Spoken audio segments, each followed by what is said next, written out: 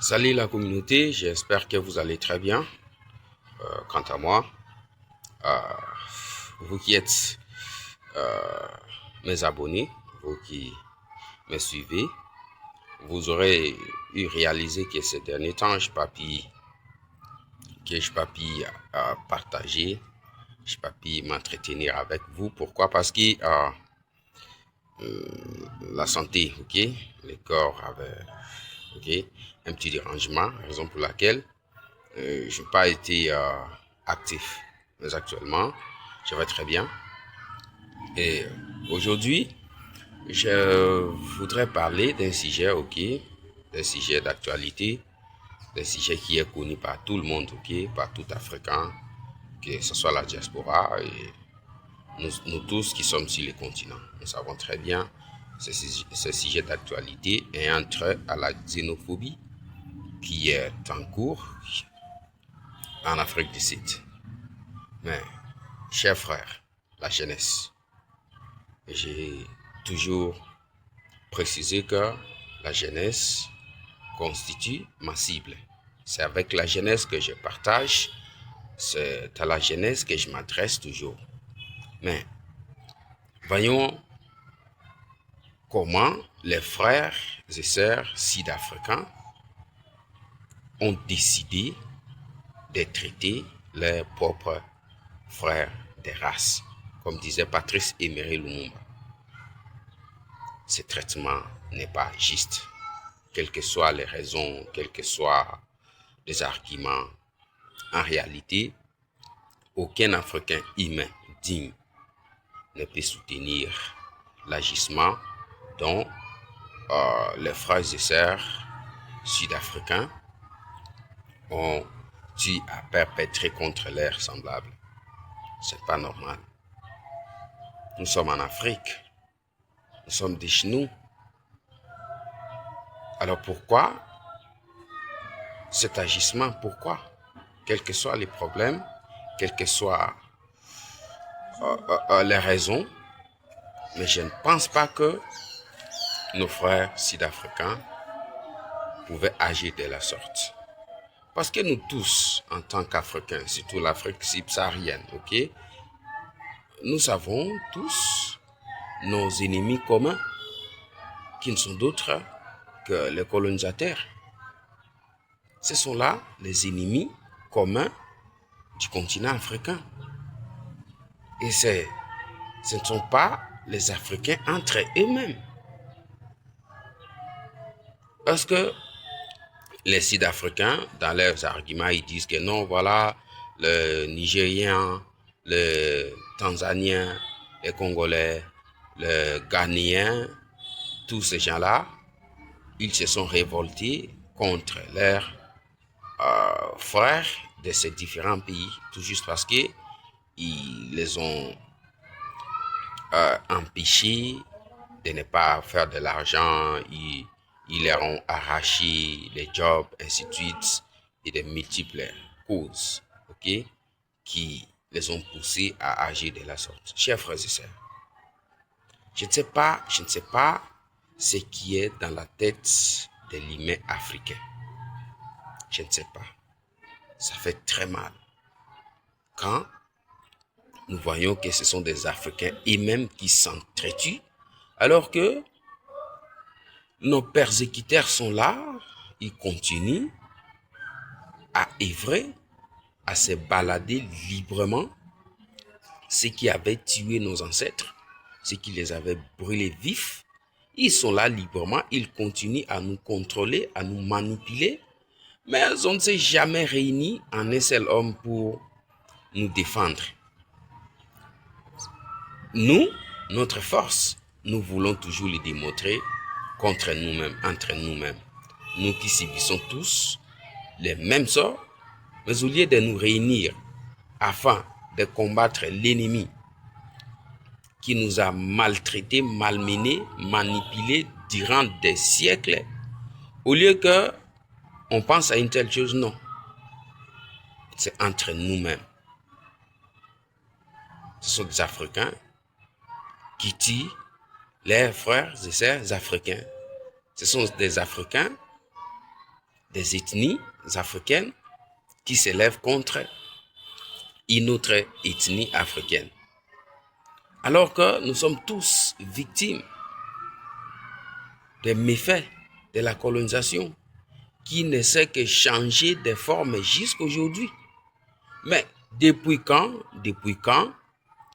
nous nous sommes levés pour combattre ces ennemis millénaires qui ne sont d'autres que les colonisateurs, les Européens, les Américains parfois. Depuis quand? Et c'est aujourd'hui que les Sud-Africains diront que non, voilà, ils n'ont pas besoin des Nigérians, ils n'ont pas besoin des Ghanéens, ils n'ont pas besoin de tous ces gens-là dans leur pays. Mais c'est de la folie, chers frères et sœurs. Qui sommes-nous réellement?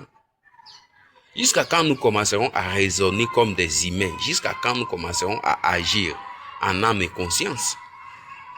Jusqu'à quand? En Afrique du Sud, où on a chassé des Africains, disant qu'ils les ont peut-être submergés en effectif ou quoi. Mais y a-t-il combien d'Européens qui baladent librement en Afrique du Sud à ce temps même? Des Européens qui n'ont pas de documents et qui font beaucoup d'argent. Certains ne paient même pas de taxes. Ils sont là nombreux en Afrique du Sud. Mais est-ce que les Sud-Africains se sont une fois levés contre ces gens-là? Depuis quand? Depuis quand? Vous trouverez des Indiens, des Chinois, beaucoup d'Asiatiques, d'Américains, d'Européens, d'Océaniens, 6 places là. Des gens qui ne sont pas réguliers dans leurs documents. Mais est-ce que les Sud-Africains se sont vengés contre ces gens-là? Non. Ils sont là, ils sont libres, ils se baladent. Mais ils vont démontrer en quoi ils sont forts que devant leurs propres frères. Ben, que ce soit les Ghana, les Nigeria, la Tanzanie, beaucoup de ces pays dont les Sud-Africains ont menacé les peuples. Mais ils appartiennent tous à la même colonie, la colonie anglaise. L'Afrique du Sud, tous ces gens-là. Mais comment on peut se réveiller un beau matin et dire que non, voilà, les Nigérians ont envahi notre pays, il n'y a pas moyen que nous puissions travailler. Mais où est le mal si un Nigérian investit en Afrique du Sud? Quel est le mal? Les Chinois quittent l'Asie très loin, ils viennent. Les Indiens, les Européens, ils viennent, ils quittent leur continent et ils viennent investir en Afrique du Sud. Est-ce que les Sud-Africains les ont une fois traités de la manière dont ils ont fait à leurs propres frères des frontières? Des frontières d'ailleurs imposées par des colonisateurs. Est-ce que les Sud-Africains peuvent faire cela à ces milliers de gens, d'autres races qui sont là et qui évoluent librement, qui font beaucoup d'argent? Est-ce que les Sud-Africains peuvent les maltraiter comme l'acte qu'ils ont posé contre leurs propres frères africains? Je ne sais pas ce qui est dans l'homme africain. Je ne sais pas. Ça nous donne de la peine, les actes qui se posent par des Africains contre leurs propres frères africains. Vous allez dire, mais depuis quand on va évoluer sur le plan mental? Depuis quand? Jusqu'à quand on va évoluer? Quand commencerons-nous à vivre comme des humains qui agissent avec âme et conscience? Jusqu'à quand? Est-il normal qu'un Sud-Africain maltraite son frère africain d'un autre État? Alors qu'il y a beaucoup d'expatriés qui sont là, d'autres provenances, d'autres continents qui sont là, qui vivent librement. Mais où est le mal? Si vous êtes des paresseux, si vous n'êtes pas créatifs et que ceux qui ont du courage, ceux qui ont de la créativité viennent, s'installent, et ce ne sont pas des gens provenant d'autres continents, ce sont des gens des pays voisins, des pays limitrophes, avec lesquels on partage la même langue coloniale. Où est le mal? Où est le mal? Lorsque les Dangote ont les activités en Afrique du Sud, les Tony Lumelu ont des activités en Afrique du Sud, beaucoup de ces gens, de ces milliardaires africains qui ont d'activités en Afrique du Sud, est-ce que vous les avez combattus? Mais je crois que ces gens-là, ces Nigérians et d'autres Africains qui ont des affaires en Afrique du Sud, ils ont créé d'opportunités d'emploi aux Sud-Africains. Où est le mal? Nous voulons toujours agrandir des choses contre nous-mêmes, alors que nous avons des gens qui ont continué à nous manipuler, à nous tuer, à nous faire tout ce qu'ils veulent depuis des siècles. Depuis quand on s'est levé comme ça pour nous défendre? Depuis quand? Additionnellement, la situation du Mali. Voici ce qui s'est fait au Mali. Des peuples, oui, le peuple malien a souffert depuis longtemps sous le joug colonial. C'était des Français qui prenaient toute décision sur l'avenir des pays colonisés par cette ancienne puissance. Il faudrait que ce soit la France qui dise que, voilà, nous voulons un tel président, nous voulons ça, nous voulons ça. Il faudrait que chaque président soit un marionnette qu'ils doivent bien contrôler afin d'exploiter les pays. Mais aujourd'hui, un fils du pays, avec le patriotisme, l'amour de ses frères et sœurs compatriotes, il se lève par la force et il se bat pour stabiliser les pays. On va encore utiliser les mêmes Maliens pour venir déstabiliser les Mali. Mais sommes-nous, qu'est-ce qui est dans le cerveau de l'homme africain? Le monde a évolué il y a des millions d'années, des millénaires aujourd'hui, mais l'Africain est toujours derrière. Comment des petites choses, comment on ne peut pas comprendre des petites choses, chers frères et sœurs? Comment vous pouvez comploter avec les Français, les expatriés, pour venir tuer vos propres frères et sœurs? Mais c'est quelle mentalité? Quel est ce pays européen qui donnerait une telle opportunité à une nation africaine? Okay? Quels sont les militaires européens qui aimeront agir, tuer leurs propres compatriotes en faveur de l'Afrique? Mais je ne sais pas, chère jeunesse, je ne sais pas. Nous avons besoin des gens, nous avons besoin des humains, des gens qui raisonnent, des gens qui voient les pour et les contre d'actes qu'ils vont poser. Ils analysent les tout avant. Si j'ai fait ceci, d'abord, le cas du Mali. Le Mali, appartient à qui? Ce pays appartient aux Maliens. Alors, si c'est un Malien qui gère les pays, et si l'on trouve que non, son leadership n'est pas bon, alors est-ce qu'il faudrait procéder, il faudrait faciliter les mêmes personnes qui ont tué nos ancêtres, des millions de nos ancêtres, qui ont tué des millions de Maliens. Il faut continuer à les servir, à les faciliter, de renouveler encore la tuerie de ses propres frères. Bon, les raisonnements, donc, je ne sais pas. Je ne sais pas. Et les Maliens, ils ont collaboré sous le management des Français. Ils ont tué leurs propres frères. Vous allez tuer vos propres frères, mais la France là-bas ne va pas perdre. C'est vous.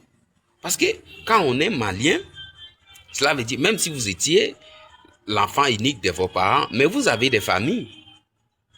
Comment vous pouvez creuser un trou dans un pays qui est le vôtre pour satisfaire les besoins d'autres peuples? Comment ça? Quand allons-nous devenir des humains? Quand? Parce qu'un humain, il a de l'intelligence critique, il a l'analyse dans sa tête, il délibère les choses, il voit les pour et les contre, il fait la projection. L'acte que je pose aujourd'hui, quels en seront les dangers ou les avantages après 10 ans, 20 ans? L'Africain, beaucoup ne pensent pas comme ça jusqu'en 21e siècle aujourd'hui. On agit que comme des animaux. sans critique, sans analyse, ça vient et ça part. Mais comment allons-nous développer ces pays avec cette mentalité inappropriée, cette mentalité inhumaine, chère jeunesse? Jusqu'à quand continuerons-nous à nous sacrifier, pas pour notre bien-être, mais pour le bien-être d'autres peuples qui nous ont manipulés durant plus de 5 siècles? Les musulmans, les Français, ces gens-là. Mais ce sont eux qui ont créé tout ce qui ont sémé, qui ont planté de l'ignorance absolue dans la mémoire africaine. Mais on continue toujours à les soutenir afin qu'ils puissent continuer à marcher sur nous. Pourquoi ça? Quand allons-nous devenir des humains normaux qui agissent en âme et conscience? C'est triste. Vraiment, je ne sais pas si ça continue comme ça. Comment allons-nous atteindre le développement, la souveraineté et tout ce que nous avons besoin pour vivre une vie de dignité si on continue à se laisser manipuler, à se laisser corrompre, à se laisser faire par n'importe qui?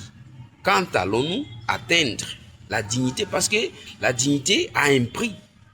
D'abord la loyauté, la décision, la détermination, la reconnaissance de soi, la défense de ses intérêts. Mais jusque-là, nous ne nous connaissons pas, nous ne savons pas ce que nous sommes, nous ne savons pas ce que nous voulons, nous ne savons pas qui est notre ennemi, qui est notre frère,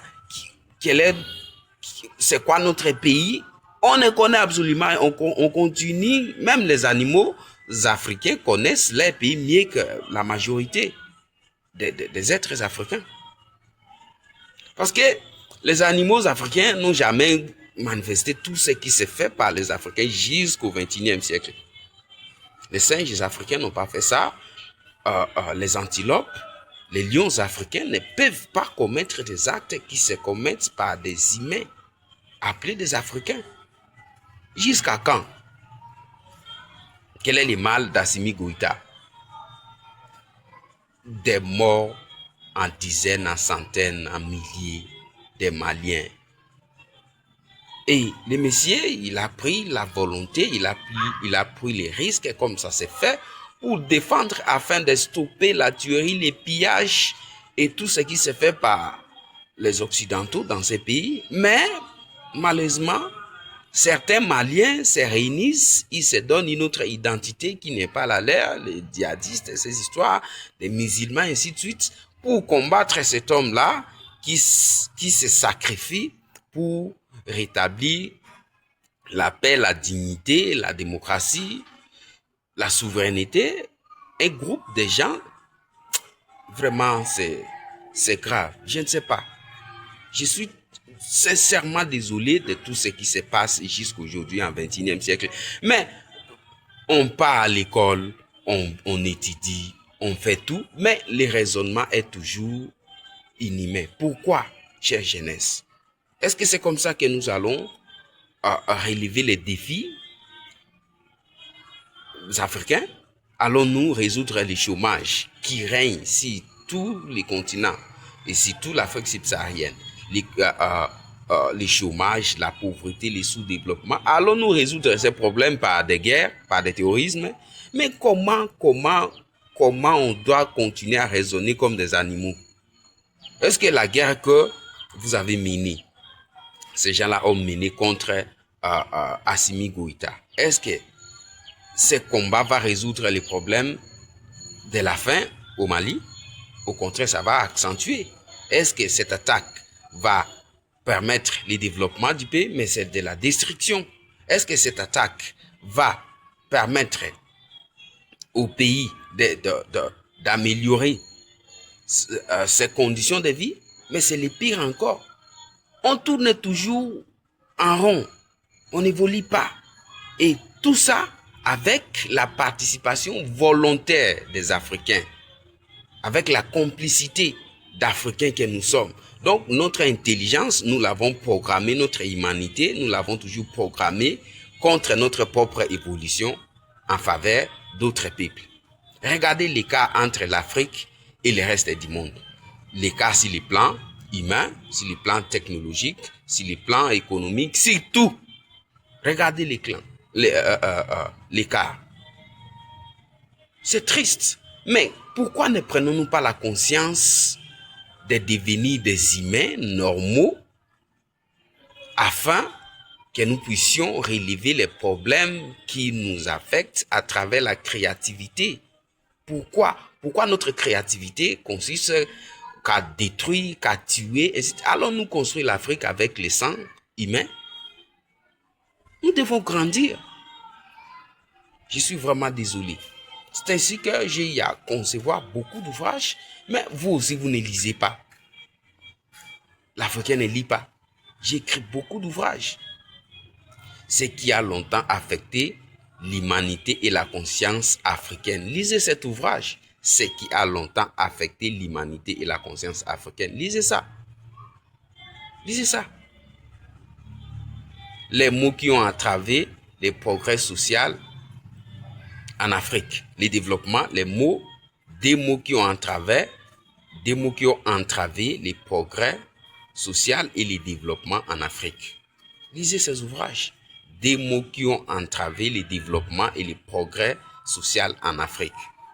Des mots qui ont entravé les développements et les progrès sociaux en Afrique. Lisez, j'ai publié 15 ouvrages dans lesquels j'ai proposé des solutions face aux problèmes, qui nous affectent, aux problèmes qui nous ont affectés depuis des siècles.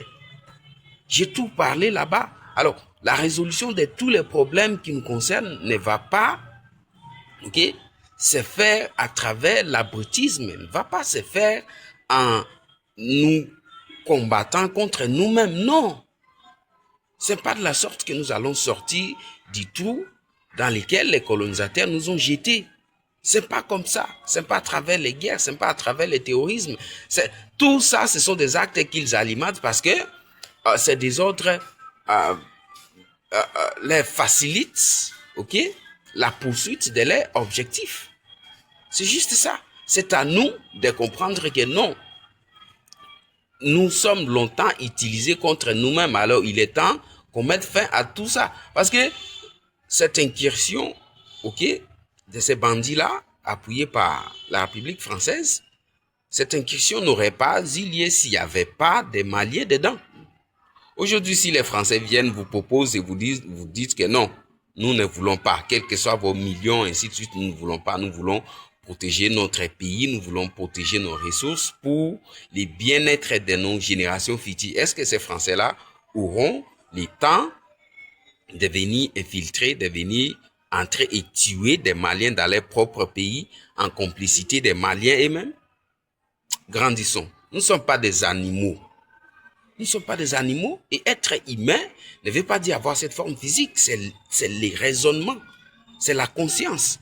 Mais c'est ce que les Africains font. Y a-t-il vraiment l'étincelle de la conscience dedans? Ça n'existe pas. Mais pourquoi? Pourquoi? Qu'est-ce que Dieu ne nous a pas donné? Vraiment, je suis désolé. Je suis désolé et énervé.